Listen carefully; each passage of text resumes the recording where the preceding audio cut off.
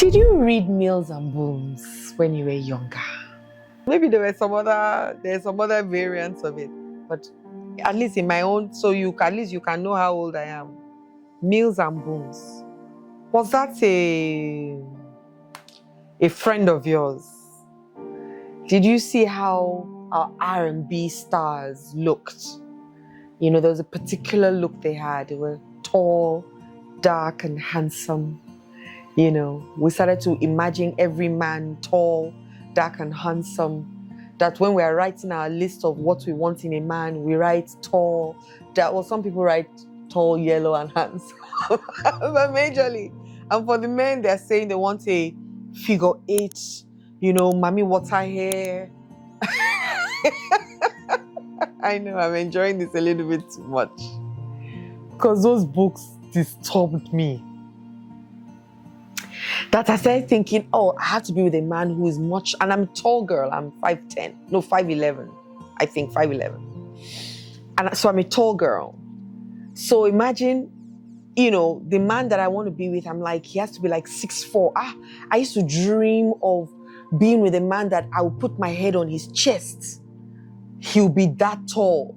That I started to look out for tall men just because, you know, I didn't want to, when I wore my high heels, you will still be taller than me. And so I started to look for men. I'm not looking for character. I'm looking for men in that height range and color, because I don't really like light-skinned men. I'm light-skinned, you know, so that we don't have albino children. Yes, that's what I also used to say. Did you just hear me? Yes. Please, who say yellow and yellow causes albino? But that was one of the things that I used to think. So I used to think light and dark, you know, even when I was going to have my baby. I said, oh, if you're a girl, I want you yellow. And if you're a boy, I want you dark-skinned or chocolate color. Because it's so engraved in my subconscious that you have to be tall, dark, and handsome. That a lot of us have forgotten to pick values, pick the heart, pick character. Now I know values, character, and the heart are not anything you see on the first day when you meet somebody. But I dare say, if you're a very sensitive person like myself, I look at people in their eyes when I meet them, because your eyes are a window to your soul. So I most likely can tell you a lot about you just by looking into your eyes. And I'm most likely right. But I still give people the benefit of the doubt, no matter what, and you prove yourself as we grow. So yes, the heart cannot be seen on the first day. And this is for both men and women. What you see is the body, is the look. Oh, you see a dashing young man and you're like, why is this so hot?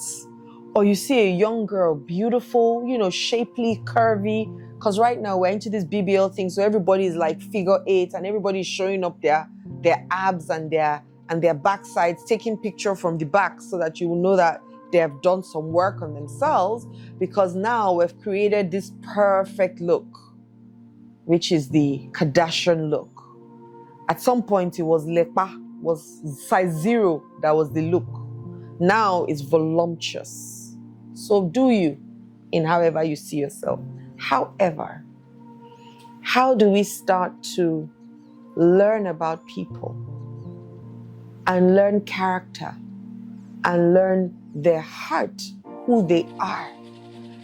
A lot of people are heartbroken in relationships, you hear, and I trusted him with all of my heart.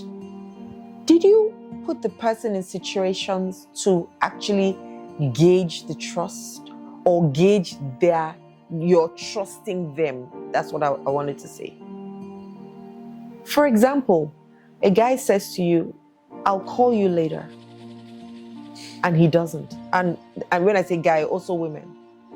And they don't, right? And it happens consistently. What is that telling you? For me, Adeola, I'm so big on integrity. So big on it. That it boils down to those little things for me, seemingly little things, are the things that I use to learn about your character. And so I tell people clearly, when you tell me you're going to call me, you've got to. If you can't, which I understand, send me a message and say, I can't. For me, that's integrity. And you might give me a reason. You might decide not to give me a reason. That's entirely up to you. But that's integrity for me to say, okay, I'm not going to be able to call you again this evening. Something came up. I'll speak to you tomorrow. And tomorrow, I'm failing, you do it. Those are the measures that you start to put in place to actually test the person's character. So don't be too taken away by his wealth or her wealth, his money, her money, his appearance, her appearance. Because at the end of the day, if they don't look after themselves the way they're looking after themselves now, that body will drop. Their appearance won't be as... Have you seen hot-looking, dashing 7-8-pack men become size 20? And vice versa. The BBL people, have you seen them go back? Because the body is still growing. So the fat is still going to go back to those places. Have we seen people go back to or not look after themselves become something else? Or let's even look at women who have babies. Have you seen a size 2 woman become size 20 after having a baby? Or 2 or 3? So at some point, your perky breasts might fall just because 3 babies have suckled it. At some point, the time that you had to go to the gym every day and carry weight and eat bullets and drink all those things, you might not have that opportunity because you are now a single father. The mother of your child is dead or has left you and you're the one doing the work. Circumstances will change. But your character, the working on your character consistently is something that must always happen. So that then means that when I'm looking, now when you ask women, tell me what you want in a man, he has to be rich. He has to be handsome. He has to be 6-pack, tall, dark, and so I asked them, if you were Oprah, would you ask that your man is rich? You hear, oh no. Why? Because we're asking from a place of lack. If you had $2 billion in your account, I don't think rich man will be the first thing on your... You'll be looking for a man then that can love you for you, not with your money. It will become another problem. So when do we start to actually look at people before we give them unconditional love? That's why a lot of people are so hurt and broken just because, oh, I loved her and I trusted her. But she showed you signs of not being trustworthy. But because you were looking at her body, you ignored those signs, or you thought you could change her or him. And nobody's going to change for you. They're only going to change when they choose to change. When do we start to actually build character in ourselves and then look for those things? These days, so many marriages are ending so quickly. And one of the challenges is that they didn't really know themselves. Some married for the wrong reasons. One would say, I was looking for somebody who would build a home and tend to my needs. Why didn't you go and get a house help or a house manager? Or I'm looking for a man who can buy everything for me and make me feel like a princess. You could have gone to the ATM and brought the machine and put it in your house. And just in Nigeria, we have this thing that they say is jazz. You call out somebody's name and money just keeps coming. That's what you should have gone to get. Not a husband. Because those are two different roles. And so many even at work. I remember one of the places I worked at. I worked for some lady who was so materialistic and so high-browed that you just needed to say, oh, I've traveled to London or I've lived in London. She will imagine that you are the best thing after toast spread. And then when it's time to deliver, they can't deliver. So it's not just in a marriage or a relationship. We also do it at work. Oh, that person spoke Queen's English. I remember one day, I won't share the name, but I'll tell you the story. There was this lady who came to pitch something to us. We were working on a show at the time. And she came to pitch an idea to us because she wanted to work with us in a marketing way. And we gave her the opportunity. Now, she came in thinking all she needed to do was speak big American English and play with her long wig, with her long nails, and we will all just be smitten by her and we'll give her the project. Unfortunately, all the people that were on that panel listening to her, they were either American-born based, London-born based. So the phone, as we call it in Nigeria, the big English, the Queen's English, did nothing to us, or the accent did nothing to us. The long hair did nothing to us. Let's see your intelligence. She pitched to us. She asked us to do things that we were already doing because she didn't do any research on it. No research at all. And so she was telling us things that, I think you should do this, I think you should do that we're already presently doing. And so the disappointment was so high because we're expecting her to come with something really, really dashing that at a point I said, no, I don't think you were prepared for this present. I had too much hope in her. I promise you, I had a lot of hope. So I asked my team, I said, you know what, let's give her another chance.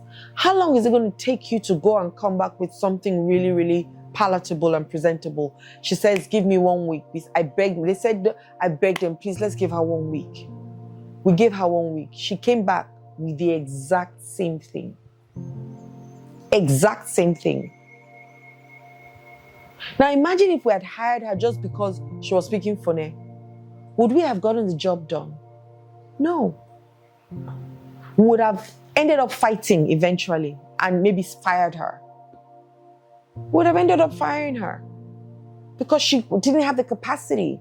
Now imagine having friendships or relationships like that. We pick people based on the phone they can speak or the money they have in their pockets and they can meet up with your wants and your desires